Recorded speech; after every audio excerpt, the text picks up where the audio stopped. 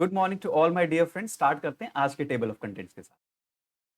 पहला है, देखिए, इंटरनेट कर्व्स जो है ना, गवर्नमेंट लगाती है। जैसे इंडिया भी इंटरनेट कर्व्स लगाती है, यहाँ पर भी लॉ एंड ऑर्डर की खराब सिचुएशन होती है।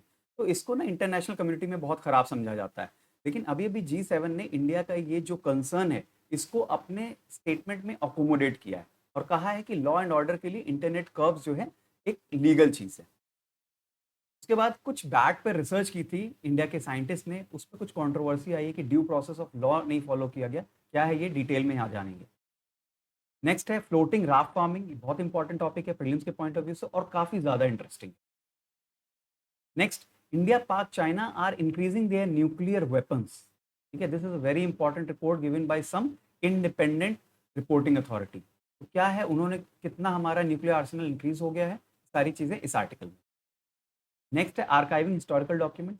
आपको पता होगा कि सेंट्रल विस्टा प्रोजेक्ट जो है, उसमें एक पार्ट ये भी है कि नेशनल आर्काइव्स ऑफ इंडिया का कुछ पार्ट डिस्ट्रॉय कर दिया जाएगा। ठीक है, तो उससे रिलेटेड ये न्यूज आर्टिकल है कि किस तरह से वहाँ पर जो मैन्यूस्क्रिप्ट्स हैं या सामान है उसको प्रिजर्व किया जाए और क्या उनकी इंपॉर्टेंस है। नेक्स्ट है सीपीआई, यहाँ पर मिस्टेक हो गया, सीपीआई है। CPI and WPI inflation figures. ठीक है दोस्तों, तो ये हम यहाँ पर देखेंगे। नेक्स्ट है मेडिसिन फ्रॉम स्काई। अभी कुछ गवर्नमेंट्स ये सोच रही हैं कि जो मेडिसिन वगैरह हैं जो हम बाई रोड नहीं पहुंचा पा रहे हैं, हम उसको ड्रोन्स के थ्रू पहुंचा सकेंगे ताकि कॉन्टैक्टलेस डिलीवरी हो सके और फास्ट डिलीवरी हो सके। तो हम यहाँ पर प्रीलिम्स और मेंस के दोनों के पॉइंट ऑफ व्यू से इंपॉर्टेंट टॉपिक है, क्योंकि इसमें हम ड्रोन्स के बारे में देखेंगे कि इंडिया में क्या रेगुलेशंस। तो स्टार्ट करते हैं आज का लेक्चर। एमसीक्यू क्वेश्चंस मैं डिस्कशन के दौरान ही आपसे डिस्कस कर लूंगा। पहला आप देखिए, स्पेशल कम्युनिक ऑन ओपन सोसाइटी। ये डिक्लेयर किया गया है किसके द्वारा, G7 के द्वारा। G7 ने ये बोला हुआ है कि पॉलिटिकली मोटिवेटेड शटडाउन्स जो हैं गलत होते हैं। अगर आपसे पॉलिटिकल रीजन से इंटरनेट शटडाउन कर रहे हैं तो गलत है, लेकिन they have also clarified that national security and public order concerns are an exception. मतलब अगर रियली में कोई नेशनल सिक्योरिटी कंसर्न है या पब्लिक ऑर्डर का कंसर्न है तो इंटरनेट शटडाउन करना कोई गलत बात नहीं है। तो इसका मतलब क्या है कि ये जो G7 है ना, इंडिया का जो स्टैंड है वो क्लियर है कि लॉ एंड ऑर्डर सिक्योरिटी के लिए इंटरनेट पे कर्ब्स लगाए जा सकते हैं। ठीक है, तो G7 ने इंडिया के इस स्टैंड को एंडोर्स किया। ठीक है दोस्तों, अब देखिए एग्जाम्पल देखते हैं कि इंडिया में ऐसा कब हुआ था। कश्मीर में जब 370 आर्टिकल को अबॉलिश किया था, उस समय बहुत ज़्यादा वहाँ अनरेस्ट था। तो गवर्नमेंट ने राइटफुली वहाँ पर जो है इंटरनेट को और मोबाइल टेलीफोनी को शट डाउन कर दिया था, ताकि जो रूमर्स हैं या प्रॉब्लम्स हैं वो और ज़्यादा डिसिमिनेट ना हो, क्योंकि इन्फॉर्मेशन कर्व होने से क्या होता है कि एक्शन भी कर्व होता है। ठीक है, तो वहाँ पर ना इंटरनेशनल कम्युनिटी ने बहुत ज़्यादा क्रिटिसाइज किया था इंडियन गवर्नमेंट को।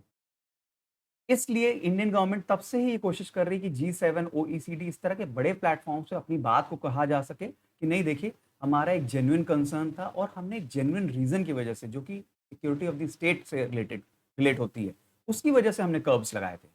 ठीक है दोस्तों, इसी तरीके से एक एग्जांपल और है, दिल्ली और असम में सिटीजनशिप अमेंडमेंट एक्ट में के दौरान जो राइट्स हुए थे, उनमें भी ऐसे ही कम्युनिकेशन शटडाउन गवर्नमेंट ने किया था। ठीक है दोस्तों, तो G7 ने एक बड़ा स्टेप लिया और इंडिया के इस स्टैंड को राइटफुली इन्होंने अपने कम्युनिक में इंक्लूड किया। आगे चलते हैं, देखिए दूसरा है, नागालैंड में बैट स्टडी की गई है। तो ये क्या प्रॉब्लम है इसमें, प्रॉब्लम ये है, पहली बात देख लेते हैं कि स्टडी किसने की है। Bengaluru based National Centre for Biological Sciences ने और Tata Institute of Fundamental Research, इन दोनों के नाम आपने सुने होंगे, ये बैंगलोर बेस्ड हैं, रिसर्च इंस्टीट्यूट्स हैं। इसमें प्रॉब्लम क्या थी, इसमें माना जा रहा था कि वुहान इंस्टीट्यूट ऑफ वायरोलॉजी के दो साइंटिस्ट भी इसमें को ऑथर हैं। जब ये रिसर्च की गई, इसमें दो साइंटिस्ट जो हैं चाइना से हैं, वो भी वुहान इंस्टीट्यूट ऑफ वायरोलॉजी, जहाँ पर आपको पता होगा कि कोविड का जो रिसर्च चल रहा है।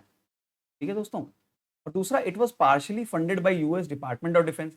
मतलब एक फॉरेन जो बॉडी है वो इसको फंड कर रही है। तो ये दोनों एक इशू थे। ठीक है, फिर हेल्थ मिनिस्ट्री क्या कहती है, study did not have approval of Indian council of medical research. तीसरा ये कि इन्होंने ICMR से क्यों नहीं कोई अप्रूवल लिया। ठीक है दोस्तों, चौथा क्या रीजन है कि NCBS ये जो बॉडी है, इसके पास बायो सेफ्टी और बायो सिक्योरिटी का इंतजाम नहीं है। जैसे उन्होंने बैट्स ले आए, और बैट्स के जो वायरस है, अगर उन पे वो रिसर्च करना चाह रहे हैं, तो उनके पास उन बैट्स को प्रिजर्व करने के लिए, सेफली प्रिजर्व करने के लिए कोई जगह नहीं है या कोई टेक्निक नहीं है। तो इस वजह से क्या होगा कि इस वायरस का डिसिमिनेशन बाहर भी हो सकता है और बाहर के लोगों को भी इफेक्ट हो सकता है। ठीक है, तो टेक्निकल पॉइंट ऑफ व्यू से तो ये है ही है, साथ में एडमिनिस्ट्रेटिव पॉइंट ऑफ व्यू से कि एडमिनिस्ट्रेटिवली उन्होंने अप्रूवल नहीं लिया, उसके बाद फॉरेन फंडिंग की भी इसमें आ रही है, तो बायस्ड हो सकती है। तो ये सारे इश्यूज यहाँ पर थे। ठीक है दोस्तों, तो मेंस के पॉइंट ऑफ व्यू से ये टॉपिक इंपॉर्टेंट है कि आपको अप्रूवल लेना चाहिए। फॉरेन फंडिंग जो है उसके लिए आपको पहले से गवर्नमेंट को प्रायर इन्फॉर्मेशन देना चाहिए, और ये सारी जो बायो सिक्योरिटी और बायो सेफ्टी के लिए आपको इंतजाम करने चाहिए। ठीक है दोस्तों, आगे चलते हैं। देखिए, मैंने एक क्वेश्चन पूछा है कमेंट सेक्शन के लिए आपके। What are the laws in India governing और रिस्ट्रिक्टिंग इंटरनेट फ्रीडम। देखिए, इंटरनेट फ्रीडम हम सबको पता है कि है, हमारे यहाँ है, इंटरनेट हर जगह चलता है, और राइट टू प्राइवेसी वगैरह भी प्रोटेक्ट करने के लिए किया गया है। Right to freedom of speech and expression भी है आर्टिकल अंडर 19 के अंतर्गत। लेकिन क्या गवर्नमेंट के पास कुछ मैकेनिज्म है ताकि इंटरनेट फ्रीडम को for the security of the state वो कर्ब किया जा सके, या सर्वेलांस जो सिटीजन्स पे है वो बढ़ाया जा सके? तो वो कौन कौन से लॉज हैं इंडिया में और उनके क्या रेलेवेंट आर्टिकल्स हैं, आपको यहाँ पर कमेंट में बताना है, शॉर्ट में ही बताना है। ठीक है दोस्तों, आगे चलते हैं। ये बहुत इंपॉर्टेंट चीज है, फ्लोटिंग राफ्ट। फ्लोटिंग राफ्ट क्या होता है, पहले मैं आपको ये बता देता हूँ। बैम्बू स्टिक्स ली, बैम्बू स्टिक्स के यहाँ पर ना आपने जियो टेक्सटाइल कॉयर, कॉयर जो होता है ना, कॉयर मटेरियल, उसको हमने लगा दिया। इसके ऊपर वाटर हायासिंथ, ये वाटर हायासिंथ क्या होता है, प्लांट होता है, इन्वेसिव स्पीशी होती है। ये वाटर हायासिंथ की खासियत ये होती है कि जहां पर भी जाता है वहां की नेटिव स्पीशीज को पूरी तरीके से बर्बाद कर देता है, एकदम डिस्ट्रॉय कर देता है। ठीक है, तो ये वाटर हायासिंथ इस पे बिछा हुआ है, तो इसको ये बोल रहे हैं फ्लोटिंग राफ्ट। ठीक है दोस्तों, अब इसकी वैल्यू क्या होती है ये मैं आपको बता देता हूँ। एक अभी अभी फार्मर है जिसने मारीगोल्ड फ्लावर्स इस फ्लोटिंग राफ्ट पे उगाया है। ठीक है, और ओनम सीजन, ओनम सीजन वहाँ पर बहुत इंपॉर्टेंट एक सीजन होता है जहाँ पर पूजा पाठ और ये सारी चीज़ें होती हैं, तो मारीगोल्ड फ्लावर्स की ज़रूरत होती है। मारीगोल्ड फ्लावर जो है इसने उगाया है वहाँ पर। ठीक है, इस अब ये इसका फायदा क्या है, improving adaptability in resilience in the background of climate change. ठीक, अगर आप सॉइल में फार्मिंग करेंगे क्या होगा, आप फर्टिलाइजर भी यूज़ करेंगे, वाटर भी यूज़ करेंगे। ठीक है, तो क्लाइमेट चेंज भी होता है, सॉइल पोल्यूशन भी होता है, ठीक है, वाटर पोल्यूशन भी होता है, यूट्रोफिकेशन भी होता है, ये सारी प्रॉब्लम्स होती हैं उसकी वजह से। तो अगर हम इस पे उगाएंगे, कॉयर पे और ये सारी चीज़ें, तो वो इन्वायरमेंटली ज़्यादा सस्टेनेबल है। क्या, मारीगोल्ड फ्लावर्स के अलावा वेजिटेबल, काउपी, चिलीज और टोमेटो भी इस पे उगाए जा सकते हैं। ठीक है, तो काफ़ी रेलेवेंट है ये चीज़ और काफ़ी यूजफुल है। अच्छा, एक इसका फायदा और है कि वाटर हायासिंथ जो है, मैंने आपको बताया इन्वेसिव स्पीशी होती है, तो इन्वेसिव स्पीशी हर जो नेटिव स्पीशी उसको डिस्ट्रॉय कर देती है। तो इससे छुटकारा पाने के लिए भी एक सबसे अच्छा तरीका है कि हम इस नेगेटिव चीज़ को किस तरह से पॉजिटिवली हम इसका यूज़ करें। जैसे आपको पता होगा फ्लाई ऐश, फ्लाई ऐश जो होता है उसको हम यूज़ करके ब्रिक्स बना रहे हैं। तो हम क्या कर रहे हैं, एक इन्वायरमेंटली पोल्यूटेड इंग्रेडिएंट को हम एक पॉजिटिव तरीके से यूज़ कर रहे हैं एज अ ग्रीन मटीरियल। उसी तरीके से वाटर हायासिंथ को भी हम इस तरह से यूज़ कर रहे हैं। अच्छा, इसकी एक लिमिटेशन भी है कि क्रॉप्स जो हम उगाए जाएंगे वो 45 से 60 डेज की ड्यूरेशन के ही होंगे। मतलब ऐसा नहीं कि राइस उगा सकें, कि राइस टेक्स टाइम। ठीक है, तो जो क्रॉप्स 45 से 60 डेज में उग जाते हैं और हार्वेस्ट करने के लायक हो जाते हैं, हम उसी को इस पे उगाएंगे। क्योंकि क्या होता है कि ये वाटर हायासिंथ बेड जो है 45 से 60 दिन में पूरा डिग्रेड हो जाता है। ठीक है दोस्तों, देखिए, एक रिसर्च आई है Stockholm International Peace Research Institute, 2021 में रिलीज की गई है, तो बिल्कुल रिलेटिवली न्यू है। और इसमें ना न्यूक्लियर डिसआर्मामेंट, आर्म्स कंट्रोल और नॉन प्रोलिफरेशन के बारे में बताया गया। मैं आपको बताता हूँ न्यूक्लियर डिसआर्मामेंट क्या होता है। इसका मतलब ये होता है जिन स्टेट्स के पास, जिन कंट्रीज के पास न्यूक्लियर आर्सेनल है, वो उन आर्सेनल को डिस्ट्रॉय कर देंगे और डिसआर्मामेंट कर देंगे। मतलब अब उनके पास कोई भी आर्म नहीं रहेगा। ठीक है, न्यूक्लियर आर्म्स। आर्म्स कंट्रोल का मतलब क्या हुआ कि रहेगा, न्यूक्लियर आर्म्स रहेंगे लेकिन उस पर कंट्रोल लगाया जाएगा, वो कम होंगे, एक लिमिटेड नंबर में होंगे। नॉन प्रोलिफरेशन का मतलब क्या होता है कि ठीक है, आपके पास न्यूक्लियर आर्सेनल हैं लेकिन आप और ज्यादा न्यूक्लियर आर्सेनल्स डेवलप नहीं करेंगे। ठीक है, एक्स मान लीजिए आपके पास है, तो आप उसमें कुछ भी +1 +2 नहीं कर सकते, दैट इज नॉन प्रोलिफरेशन। तो I think you have got the difference between these three terms. आगे चलते हैं। इस ईयर बुक ने ये एस्टिमेट किया है कि India possessed an estimate 156 nuclear Arsenal heads at the start of 2021। 2021 के स्टार्ट में 156 न्यूक्लियर वॉर हेड्स हैं इंडिया के पास, ठीक है, जबकि 150 पिछले साल थे। तो मतलब 6 जो न्यूक्लियर वॉर हेड्स हैं वो इंक्रीज किए गए हैं, जो कि नॉन प्रोलिफरेशन के अगेंस्ट होता है। पाकिस्तान के पास 160 थे, अब उनके पास 165 हो गए। चाइना के पास 320 थे, 350 हो गए, ठीक है। तो ठीक है, इंडिया एनपीटी सिग्नेटरी नहीं है, पहली बात आपको क्लियर होना चाहिए प्रीलिम्स के पॉइंट ऑफ व्यू से। India has never signed NPT, ठीक है।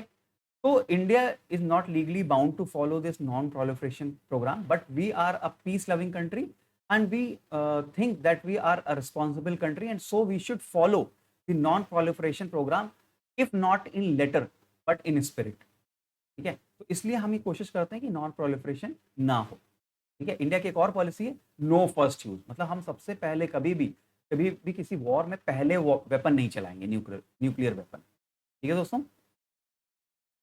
इसके साथ एक फैक्ट और प्रीलिम्स के पॉइंट ऑफ व्यू से इंपॉर्टेंट, 9 न्यूक्लियर आर्म्ड स्टेट्स, देखिए कुछ स्टेट्स जो है वो चुपचाप बना रहे हैं न्यूक्लियर आर्म्स। आपको पता होगा ईरान के बारे में बहुत ज़्यादा फेमस है, लेकिन कुछ स्टेट्स ने एकदम डिक्लेयर कर दिया है कि हमारे पास न्यूक्लियर आर्म्स हैं। वो कौन कौन से 9 स्टेट्स हैं? US, Russia, UK, France, China, ठीक है। ये तो परमानेंट मेंबर्स हो गए सिक्योरिटी काउंसिल के, साथ में India, Pakistan, Israel and north Korea. तो इन 4 कंट्रीज ने और डिक्लेयर किया हुआ है कि हमारे पास न्यूक्लियर आर्सेनल्स हैं, ठीक है दोस्तों। लेकिन इंडिया, पाकिस्तान, इसराइल और नॉर्थ कोरिया परमानेंट मेंबर्स नहीं हैं यूएन सिक्योरिटी काउंसिल के, इसलिए लीगली कोई ऐसी बॉडी नहीं है या ऐसी ट्रीटी नहीं जिनके अंतर्गत ये न्यूक्लियर आर्सेनल को रख सके। इसलिए इंटरनेशनल कम्युनिटी काफ़ी इनके अगेंस्ट भी थी, लेकिन अब इंडिया का स्टैंड पर्टिकुलरली बहुत ज़्यादा जो है फेवर करती है इंटरनेशनल कम्युनिटी, क्योंकि उनको पता है कि इंडिया को पाकिस्तान और चाइना, जो कि दोनों न्यूक्लियर कंट्रीज हैं, उनसे काफ़ी खतरा है। इसलिए वो सिर्फ अपने डिफेंस के लिए रख रहा है इस चीज़, ठीक है दोस्तों। तो मेंस के पॉइंट ऑफ व्यू से मैं आपकी अंडरस्टैंडिंग डेवलप करने की कोशिश कर रहा हूँ। प्रीलिम्स के पॉइंट ऑफ व्यू से आपसे क्वेश्चन पूछा जा सकता है, which of the following countries are declared और आर हैविंग न्यूक्लियर वेपन्स। तो उसमें अगर इंडिया, पाकिस्तान या इजराइल, नॉर्थ कोरिया का नाम आता है तो यू हैव टू से यस, ठीक है। अच्छा, इसमें से रशिया और यूएस के पास 90% है ग्लोबल न्यूक्लियर वेपन, यूएस और रशिया के पास, ठीक है। तो आपको कोल्ड वॉर का तो पता ही है, उस समय भी इनके पास न्यूक्लियर वेपन्स थे। और कोल्ड वॉर का कुछ वजह ये भी थी कि इनके पास न्यूक्लियर वेपन्स थे, ठीक है दोस्तों। तो जब आपके पास वेपन्स वगैरह होते हैं तो आपका ईगो भी बढ़ जाता है और फिर लड़ाई होने के चांसेस ज़्यादा होते हैं। आगे चलते हैं। देखिए ये क्या हो रहा है कि जो सेंट्रल विस्ता रीडेवलपमेंट प्रोजेक्ट बन रहा है इंडिया का, काफ़ी बड़ा प्रोजेक्ट है ये, उसमें एक छोटा सा प्रॉब्लम ये हो रहा है कि नेशनल आर्काइव्स एनेक्से, मतलब एक सब्सिडियरी या बिल्डिंग मान सकते हैं, छोटी सी बिल्डिंग मान सकते हैं, उसको डिमोलिश करने की ज़रूरत पड़ रही है, ठीक है। तो अब जब उसको डिमोलिश करेंगे तो उसके अंदर के जो कंटेंट्स वगैरह हैं वो उनको कैसे प्रिजर्व किया जाए, ये आर्टिकल उसके बारे में काफ़ी ज़्यादा कंसर्न है। अब ये आर्टिकल क्यों इंपॉर्टेंट है? क्योंकि ये आपके पेपर 1, मतलब जीएस पेपर 1 से काफ़ी रिलेट करता है, ठीक है दोस्तों। देखिए, several countries centuries of India's history lie in the document. तो एक नहीं, सिर्फ 1-2 साल, 5 साल, 10 साल की बात नहीं है, सेवरल सेंचुरीज जो है, जो डेटा है वो इसमें पाया जाता है नेशनल आर्काइव्स ऑफ इंडिया में। इंडिया के पास अगर हम फैक्ट्स की बात करें तो ये आप मेंस में देखिए, फैक्ट अगर कोट करेंगे तो आपके आंसर में क्वालिटी बहुत ज़्यादा बढ़ेगी, ठीक है। मैं आपको ये अभी बता रहा हूँ।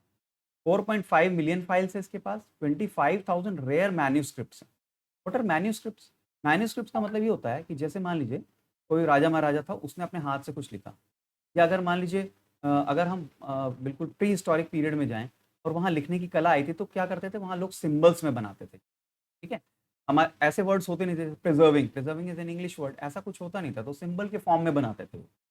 तो उन अभी काफ़ी मैन्यूस्क्रिप्ट्स को डिकोड भी कर लिया गया और उसमें क्या लिखा गया है ये भी जान लिया गया है, लेकिन कुछ मैन्यूस्क्रिप्ट्स अभी भी एज अ मैन्यूस्क्रिप्ट प्रिजर्व किए गए हैं, 25,000, ठीक है। तो एक बहुत एक हिस्टोरिकल इंपॉर्टेंस आप समझ सकते हैं इसकी, बहुत ज़्यादा होगी। आप म्यूजियम वगैरह जाते होंगे, आप पॉइंट्स वगैरह देखते होंगे तो आपको अच्छा भी लगता होगा। तो not only aesthetic but historical point of view and cultural point of view, it is a very important thing that you preserve all your manuscripts.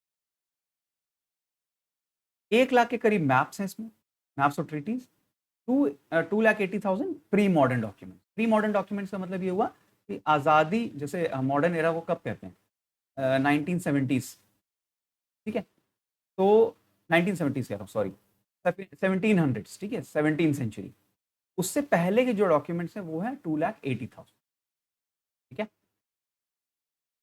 फिर इस बिल्डिंग में कार्टोग्राफी सेक्शन, कार्टोग्राफी सेक्शन क्या होता है, जिसके through scientific principles and artistic expression through which we create the maps. जैसे मान लीजिए कहीं ज्योग्राफिकल लोकेशन पे गए, ठीक है, उसको हमें किसी 2D में, मतलब मैप में उसको हमको दिखाना है, तो किस तरह से हम दिखाएंगे, तो कार्टोग्राफी वही चीज बताता है, साइंटिफिक प्रिंसिपल, ठीक है। इसके अलावा पर्शियन, अरेबिक और उर्दू के भी ओरिएंटल रिकॉर्ड्स हैं यहाँ पर। कितने, 1,50,000। तो आप देख सकते हैं कितना ज़्यादा यहाँ पर रिच कल्चर है हमारा। उसके बाद मैन्यूस्क्रिप्ट्स कौन कौन से हैं, एक मैन्यूस्क्रिप्ट तो पेपर वाली होती है, ठीक है, साथ में birch bark and clay coated, आप देखिए, ठीक है, तो पत्ते वगैरह पे जो लिखे होते हैं, ठीक है, क्ले से जो कोटेड होती हैं, वो मैन्यूस्क्रिप्ट्स भी हमारे पास, तो जिसको यूनेस्को भी कहता है it is oldest surviving manuscripts in India. बहुत ही ज़्यादा इंपॉर्टेंट चीज़ है कि यूनेस्को उसको खुद रिकॉग्नाइज कर रहा है, ठीक है। इसके अलावा कैनोनिकल और नॉन कैनोनिकल बुद्धिस्ट वर्क्स भी इसमें पाए जाते हैं। आपको पता होगा कैनोनिकल और नॉन कैनोनिकल, ये हिस्ट्री का आपका एक इंपॉर्टेंट पार्ट है, ठीक है। अब देखिए यहाँ पर एक आर्टिकल में थोड़ा सा ये क्रिटिसाइज किया हुआ है कि जो ये नेशनल आर्काइव्स ऑफ इंडिया है, इसमें जो रिकॉर्ड कीपिंग है, और इनफैक्ट स्टेट्स में, जैसे गोवा का यहाँ एग्जाम्पल दिया गया है, वहाँ पर भी जो है, जो रिकॉर्ड कीपिंग है वो उतना अच्छा नहीं है, पुरानी टेक्निक पे है, प्रॉपरली उसको स्टोर नहीं किया गया है, ये सारे प्रॉब्लम्स यहाँ पर बताए गए हैं, ठीक है। अब ये एक सजेशन भी दे रहा है आर्टिकल की, प्राइवेट सेक्टर को पहली बात आप इंक्लूड करिए अपने इस काम में, और वो क्या करेगा, एक वर्ल्ड क्लास बिल्डिंग बनाएगा अगले 2 साल में as part of the CSR। CSR क्या होता है, corporate social responsibility, corporate responsibility. ये क्या चीज होती है corporate social responsibility? Corporate social responsibility के अंतर्गत इंडिया में ये लॉ है कि जो भी कंपनी एक लिमिट से ऊपर पैसा कमा रही होगी इंडिया के अंदर रहते हुए, उसका एक फर्ज बनता है कि वो सोशल रिस्पॉन्सिबिलिटी, जैसे एजुकेशन हो गया, कल्चर हो गया, ठीक है, फूडिंग हो गई, उसमें पार्टिसिपेट करेगा, गवर्नमेंट की हेल्प करेगा, ठीक है। जैसे मान लीजिए कि कोई स्कूल में जाकर के उन्होंने बुक्स बांट दी, तो दैट कम्स अंडर CSR। कोई स्किल बेस्ड कोर्स चला दिए, these are all CSR, part of CSR। तो यहाँ प्राइवेट सेक्टर को अंडर CSR आप इंक्लूड करें, ताकि वो 2 साल में वर्ल्ड क्लास बिल्डिंग बना सके और वहां पर ये मैन्यूस्क्रिप्ट वगैरह ट्रांसफर किए जाए। आगे चलते हैं दोस्तों। देखिए अभी एक नई रिपोर्ट आ गई है, वैसे हर महीने ये रिपोर्ट्स आ रही हैं, फ्रिक्वेंटली काफ़ी आ रही हैं, तो आपको याद करने में मुश्किल होगा, लेकिन मेरी सलाह आपसे ये है कि आप इन फिगर्स को लिखते जाइए एक कॉपी में, और जैसे ही आपका एग्जाम पास में आएगा ना, तो आपके पास एक एक टेबल बन जाएगी, कैसे कैसे इन्फ्लेशन मूव हुआ। और अगर आप एग्जाम में इस टेबल को शॉर्ट फॉर्म में बना देते हैं, 3-4 महीने की, 5 महीने की, तो काफ़ी अच्छा इंप्रेशन एग्जामिनर के माइंड में पड़ेगा। अच्छा, प्रीलिम्स में भी इससे क्वेश्चन बन सकते हैं, कैसे, WPI के ऊपर, कि WPI की बास्केट में कौन कौन से कंपोनेंट्स होते हैं, ठीक है, CPI और WPI में क्या फर्क होता है, RBI का टारगेट जो होता है वो CPI को लेकर के होता है या WPI को लेकर के होता है। ये सारे, CPI में भी कई सारी कैटेगरीज होती हैं, CPI urban, CPI agricultural labour, ठीक है, CPI कंबाइंड। तो ये कौन कौन सी कैटेगरी होती है, ये सारी चीज़ें आपके प्रीलिम्स में आ सकती है, ठीक है? अभी हमारा यहाँ पर कोर डिस्कशन ये होने वाला है कि WPI का 12.94% हो गया है, WPI होलसेल प्राइस इंडेक्स, तो मतलब महंगाई बहुत ज़्यादा बढ़ गई है। CPI रिटेल इन्फ्लेशन जो है 6.3 बढ़ गया है। 6.3 खतरे की घंटी है, रेड सिग्नल। क्यों है? क्योंकि RBI का जो टारगेट है ना, वो 4 ±2% है, मतलब 2% से 6% तक CPI होगा, तो जो RBI है वो रिलैक्स रहेगी, ठीक है, अपने स्टैंड में कोई चेंज नहीं करेगी। लेकिन अगर इससे ऊपर हुआ तो एक खतरे की घंटी बज गई, अब RBI को कुछ ना कुछ स्टेप्स लेने पड़ेंगे। पहले देख लेते हैं मेन रीजंस क्या हैं। एडिबल ऑयल का इंपोर्ट बढ़ गया है, ठीक है, इंपोर्ट तो बढ़ ही गया है, कॉस्ट भी बढ़ गई है, इंडिया में भी डोमेस्टिक प्रोडक्शन जो कर रहे हैं उन्होंने भी कॉस्ट इसकी इंक्रीज कर दी है। फिर फ्यूल फ्यूल के दाम तो बढ़ ही रहे हैं, स्काई हाई हो रहे हैं, आपको पता ही है, कमोडिटी प्राइसेस भी बढ़ रहे हैं, ठीक है। अब देखिए प्रॉब्लम क्या है, how growth inflation can be accommodated, मतलब आरबीआई के सामने ये क्वेश्चन आ गया कि हम ग्रोथ को वैल्यू दें या इन्फ्लेशन को वैल्यू दें। देखो इन्फ्लेशन कैसे होता है, डिमांड से, मैं अभी आपको बता देता हूँ, डिमांड से होता है। डिमांड अगर हम कम कर देंगे तो इन्फ्लेशन कम हो जाएगा, ठीक है। और डिमांड को कम करने के लिए क्या होगा कि पैसा जो हमारी जेब में है, जेबों में है, उसको आरबीआई को विड्रॉ करना पड़ेगा, ठीक है। हमारी जेब से पैसे आरबीआई के पास चले गए तो हमारे पास खर्चा करने के लिए ज़्यादा कुछ है नहीं, तो डिमांड ऑब्वियसली अपने आप कम हो जाएगी। अब उस पैसे को खींचने के लिए आरबीआई को क्या करना पड़ेगा, अपने रेट्स को रिवाइज करना पड़ेगा, ठीक है। लेकिन अगर वो रेट्स को रिवाइज करती है, जैसे मान लीजिए रेट ऑफ इंटरेस्ट वो बढ़ा देती है, रेट ऑफ इंटरेस्ट मान लीजिए लोन का बढ़ा देती है, तो ऑब्वियसली लोगों के जेब में पैसा कम हो जाएगा, कोई लोन नहीं लेगा, ठीक है। तो अगर, लेकिन अगर वो रेट ऑफ इंटरेस्ट बढ़ाती है, क्या प्रॉब्लम होगी, ग्रोथ कम हो जाएगी, क्योंकि फिर लोग पैसा बोरो ही नहीं करेंगे, जब पैसा बोरो नहीं करेंगे तो उसको इन्वेस्ट नहीं करेंगे, इन्वेस्ट नहीं करेंगे तो ऑब्वियसली जीडीपी कम हो जाएगा। तो अब दोनों तरफ से आरबीआई के पास प्रॉब्लम है कि अगर वो रेट्स बढ़ाती है तो क्या होगा, ग्रोथ कम हो जाएगी, रेट्स, ठीक है, और रेट्स घटाती है तो इन्फ्लेशन बढ़ जाएगा। तो ये एक प्रॉब्लम आरबीआई के सामने हमेशा रहती है, इस बार थोड़ी सी स्टार्क है। आगे चलते हैं दोस्तों। देखिए ड्रोन्स, अभी अभी तेलंगाना ने एक्सप्लोर किया मेडिसिन फ्रॉम स्काई, मतलब ड्रोन्स को यूज करके मेडिसिन को ऐसे फार फ्लंग और रिमोट एरियाज में पहुंचाया जा सके जहां नॉर्मली मेडिसिन नहीं पहुंचाई जा सकती, ठीक है, ड्यू टू कोविड-19 रिस्ट्रिक्शन। अब ये इंपॉर्टेंट नहीं है कि क्या तेलंगाना कर रही है, इंपॉर्टेंट ये है कि यूएवी और ड्रोन्स जो होते हैं क्या होते हैं और उनका कोई क्या रेगुलेशन है इंडिया में। यूएवी ड्रोन्स क्या होता है, ये होता है unmanned aerial vehicle. Unmanned aerial vehicle का मतलब क्या हुआ कि हवा में उड़ेगा, एरियल का मतलब हवा में उड़ेगा, लेकिन इसको कोई पायलट उसके अंदर बैठ के नहीं उड़ाएगा, ठीक है, मतलब पायलट वहां फिजिकली प्रेजेंट नहीं होगा उसके अंदर जो उसको उड़ाएगा, इसलिए इसको अनमैन्ड एरियल व्हीकल बोलते हैं, ठीक है।